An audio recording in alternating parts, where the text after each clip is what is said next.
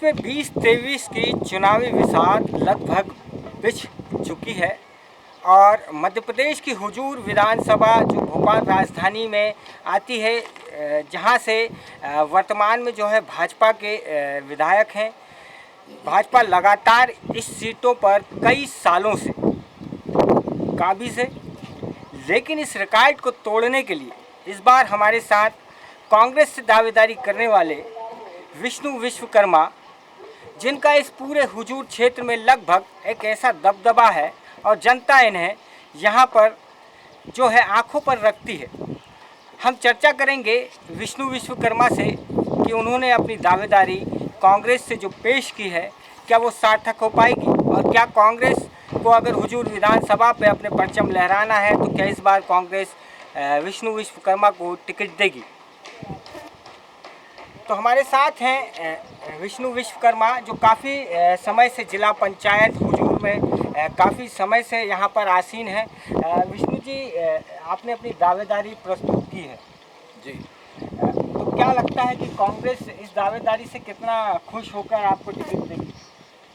देखिए, विगत लगभग 17 से 20 साल में काम करते हुए और मैंने पूरी तरीके से इस क्षेत्र में जनता की सेवा की, जनता के काम किए, बहुत सारे विकास के कार्य किए। जब यहाँ पर कुछ भी नहीं था, स्थितियाँ बहुत गंभीर थी, तब काम किए हैं। तो कांग्रेस को मजबूत करने का काम मैंने किया है। तो ऐसी स्थिति में 2013, 2018 और अब 2023 में मैंने टिकट की मांग की है। तो निश्चित तौर पर मुझे लगता है कि इस बार कांग्रेस पार्टी को जरूर देगी और हम हुजूर विधानसभा को जीतेंगे। आप लगातार कांग्रेस को 20 सालों से जिला पंचायत में रिप्रेजेंट कर रहे हैं। तो लगातार कांग्रेस की जिला पंचायत में एक सीट बरकरार रहती है, वो भी सिर्फ विश्वकर्मा के नाम से। लेकिन आप हर बार जो है पार्टी आपको विधायक का टिकट देने के लिए कुछ ना कुछ अड़चनें लगा देती है और आप टिकट से थोड़ा सा चूक जाते हैं।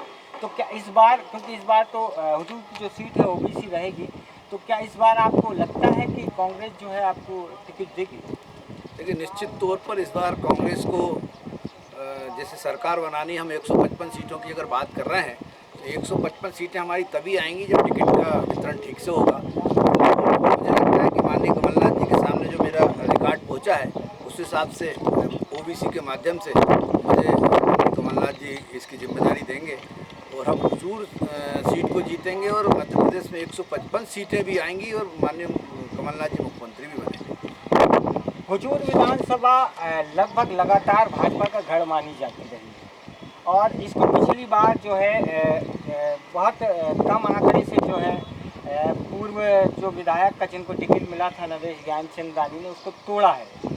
जिस तरीके से भाजपा 50,000 से ऊपर हमेशा लीड करती थी, तो विष्णु विश्वकर्मा के नाम पर ये लीड जो है 25,000 माइनस में भाजपा के लिए हो सकती है, ऐसा जनता का कहना है। तो आप इसको किस नज़रिए से देखते हैं?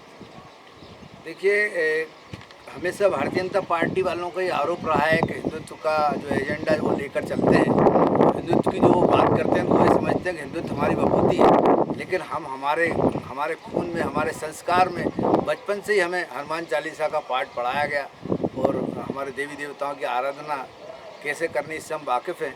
और क्षेत्र में लगातार मेरे द्वारा बड़े बड़े आयोजन वो हमारे आराध्य देव भगवान खुद करा लेते हैं।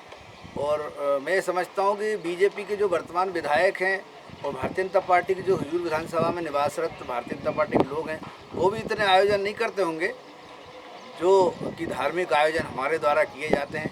और हम धार्मिकता की ओर नई पीढ़ी को जोड़ने का हम प्रयास कर रहे हैं। तो निश्चित तौर पर कहीं ना कहीं इसका प्लस पॉइंट मुझे मिलेगा। तो पिछली बार अगर हम कहीं थोड़े से कम वोटों से हारे तो उसमें भी हमारे जो कार्यकर्ता उन्होंने पूरी मेहनत और लगन से काम किया, तो हमने इस लीड को कम किया। और जो भारतीय जनता पार्टी के विधायक उनके द्वारा जिस तरीके की उनकी कार्यशैली है, जिस तरीके का घमंड है, जिस तरीके के लोगों को अपमान करते हैं, तो वो उनके साथ एक बहुत बड़ा पॉइंट है। और जो प्रत्येक व्यक्ति के अंदर नहीं होना चाहिए, विधायक के अंदर नहीं होना चाहिए, वो उनका जो माइनस पॉइंट है, वो माइनस पॉइंट इस बार वो उनको ले डूबेगा और वो लगभग 25,000 की लीड से हम इस बार विधानसभा को जीतेंगे। जो वर्तमान की सिटिंग एमएलए भाजपा से रामेश्वर शर्मा, उनके लिए जो जनता ये कहती है कि हिंदू हृदय सम्राट, तो क्या कोई हिंदुओं का हृदय सम्राट हो सकता है? देखिए, ऐसा कुछ भी नहीं है। वो हिंदू हिंदू की बात जरूर करते हैं, लेकिन ज़मीन पर हिंदुओं की मदद नहीं करते। कई केसेस हैं जिनको मैं कहना नहीं चाहता। बिजली खेड़ा में एक बहुत बड़ा मामला हुआ है, इसके बाद में एक बहुत बड़ा मामला हुआ है हिंदू मुस्लिम के बीच में। लेकिन जो हिंदू हृदय सम्राट रहता है तो उस परिवार की उनको रक्षा करनी चाहिए। हमारी छोटी छोटी बच्चियाँ, उनकी रक्षा करनी चाहिए। इस तरीके से वो कुछ नहीं करते, सिर्फ बात करते हैं हिंदू हिंदू करके, लोगों को लड़ाने झगड़ाने का काम करते हैं और कुछ भी नहीं करते। बस पहले थोड़े थोड़े जब स्टार्टिंग में जब उनको चुनाव लड़ना था तब उन्होंने कुछ धार्मिक यात्रा निकाल दी, लेकिन अब इस तरीके का कोई रोल उनका बचा नहीं है। अगर हिंदू हृदय सम्राट की बात करेंगे तो सम्राट हिंदुओं का कोई नहीं होता, लेकिन एक प्रेम और भावना होती है जो हमारे अंदर है। उनके पास नफरत है, हमारे पास प्रेम है। नफरत के बाजार में हम प्यार मोहब्बत की दुकान खोलेंगे। तो विष्णु विश्वकर्मा जी नफरत के बाजार में मोहब्बत की दुकान खोलने की बात कर रहे हैं, तो इसी को लेकर विष्णु जी से एक मेरा और सवाल है विष्णु जी, कि हिंदू हृदय सम्राट अपने आप को कहलाने वाले, या आप जो है अन्य भाषा में ये कहें कि रामेश्वर जो है वर्तमान विधायक हैं उनको चंद्रमामा के नाम से जानते हैं, तो आखिर इस तरीके के जो आरोप प्रत्यारोप वर्तमान में लगते आए हैं, और उनका ये कहना है कि उन्होंने काफ़ी विकास किए, कई गौशालाएं बनवाई हैं जिनमें गाय आज तक नहीं है, तो इस तरीके के विकास को आप किस नज़रिए से देखते हैं? देखिए, हिंदू हृदय सम्राट तो वो है ही नहीं। बस ये है कि उनके जो कार्यकर्ता बेचारे डर के मारे उनको बोलना पड़ता है कि हिंदू हृदय सम्राट, वो बोल देते हैं। ये कहीं ना कहीं एक डर पैदा करने की भावना के साथ ये होता है। बाकी अगर गौशाला की बात करें तो माननीय कमलनाथ जी ने, इन्होंने तो गौ माता के नाम पर सिर्फ वोट बटोरे हैं, लेकिन गौ माता के लिए कुछ भी नहीं किया। अगर हमारे जिला पंचायत क्षेत्र की बात करें तो 14 गौशाला हमने बनवाई है जो माननीय कमलनाथ जी ने दी थी। 1000 गौशाला माननीय कमलनाथ जी ने बनवाई, लेकिन भारतीय जनता पार्टी कार्यकाल में कोई गौशाला नहीं बनी। अभी जो हाँ भूमि पूजन करने के लिए तैयार है, लेकिन गौशाला बनाने के लिए तैयार नहीं। यहाँ तक कि 20 रुपये हमारे माननीय कमलनाथ जी ने कर दिया था गौ माता के भोजन के लिए, वो भी इन्होंने 6 रुपये कर दिया। और गौशाला बनने के बाद भी आज गौ माता रोडों पर घूम रही हैं, एक्सीडेंट हो रहे हैं। तो ऐसी स्थिति में अगर इनको वाकई में करना था तो जो गौशाला बन चुकी है उनमें गौ माता को पहुँचाते, उनके भोजन की व्यवस्था करते। ये गौ माता के नाम से सकते हैं, गौ माता की सेवा नहीं कर सकते। और दूसरी बात, अगर मान लो भ्रष्टाचार की बात करें तो जो रोडों का जाल बिछाने की जो बात कर रहे हैं ना, वो रोडों का जाल नहीं, वो भ्रष्टाचार का जाल है। 50% कमीशन खोरी चल रही है और जो ठेकेदार है उनको तत्काल पेमेंट किया जा रहा है ताकि इनका कमीशन बाहर आ जाए, क्योंकि इनको लग रहा है कि अब हम जाने वाले हैं, जितना बटोर सकते हैं बटोर ले। लेकिन मैं सीधी तौर पर बोलता हूँ 50% कमीशन के साथ इनका खेल चल रहा है और इतना बड़ा पेट है कि अभी भी नहीं भर रहा है। जो चप्पल चटकाते हुए आए थे आज वो बड़े बड़े करोड़पति हो गए हैं, बहुत बड़े आसामी हो गए हैं। तो आने वाले समय में सबका इनकी जांच होगी और इनके ऊपर कार्रवाई होगी। पर वर्तमान में जो मुख्यमंत्री शिवराज सिंह चौहान हैं वो हुजूर विधानसभा में करोड़ों के उद्घाटन कर रहे हैं, करोड़ों का डेवलपमेंट के लिए पैसा दे रहे हैं, वो पैसा जा कर रहा है, क्योंकि जो आपने अभी हाल ही में आरोप लगाया कि सिर्फ विकास की बातें हो रही हैं और विकास सब खोखला है। रोडें बनवाई गई हैं लेकिन वो रोडें नहीं हैं, और वाकई इस बारिश में जो है रोडों की हालत 5 साल का जो एग्रीमेंट है या 3 साल का जो एग्रीमेंट है PWD का वो न साबित हुआ है। वो पहली बारिश में सारी रोडें उखड़ कर हाथ में आ गई हैं। तो इस बारे में आप जो 50% कमीशन की बात कर रहे हैं या कांग्रेस 50% कमीशन की बात कर रही है, तो ऐसी क्या कांग्रेस के पास जो लीड है जो 50% कमीशन के बारे में कांग्रेस बात करती है, तो इसको उजागर क्यों नहीं करती कांग्रेस? देखिए, आज सत्ताधारी दल भारतीय जनता पार्टी है, ठेकेदार डरे हुए हैं, दबे स्वर में वो बता रहे हैं कि 50% हमने कमीशन दिया है।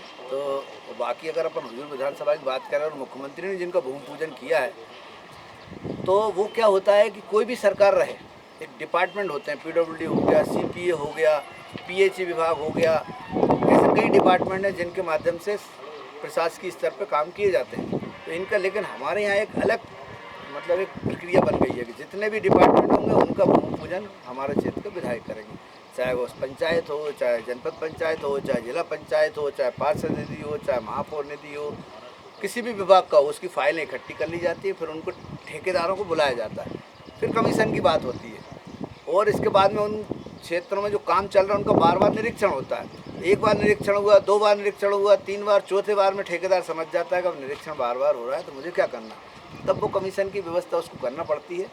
और रहा सवाल बाकी जो भ्रष्टाचार का, रोडों का, तो 50% कमीशन लिया जा रहा है। ये हम ठोसताई से कहते हैं, क्योंकि हमें ठेकेदारों द्वारा बताया जा रहा है कि काम की गुणवत्ता बिल्कुल भी नहीं है। 1 साल के अंदर रोड बर्बाद हो रहे हैं। अब आने वाले समय में जब कमलनाथ जी की सरकार आने के बाद पूर्ण रूप से जाँच होगी, और जांच होने के बाद में जो भी दोषी व्यक्ति होंगे उनके खिलाफ कार्रवाई की जाएगी और पुनः उस रोड को बनवाया जाएगा उसी ठेकेदार के द्वारा। तो जो भी उसने कमीशन दिया वो बताएंगे और उससे फिर उसकी कमीशन की वसूली भी की जाएगी।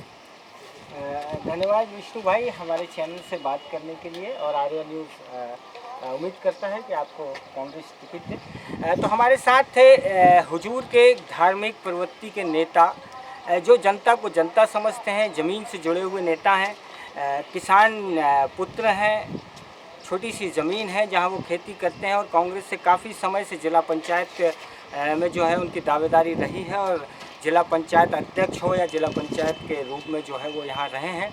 और हमें उम्मीद है कि कांग्रेस इस बार शायद विष्णु विश्वकर्मा को टिकट देकर हुजूर विधानसभा को जीतने के जो उनके आर्थक प्रयास सालों से लगे हुए थे, और कमलनाथ और दिग्विजय सिंह जो हुजूर विधानसभा पर आज तक जीत हासिल नहीं कर पाए, कांग्रेस विष्णु विश्वकर्मा को अगर टिकट देती है तो शायद ये 25,000 से ऊपर की लीड के साथ विष्णु जो है जीतेंगे। ऐसी जनता भी उम्मीद करती है और विष्णु को भी उम्मीद है। पाल से राजेंद्र सिंह जादव।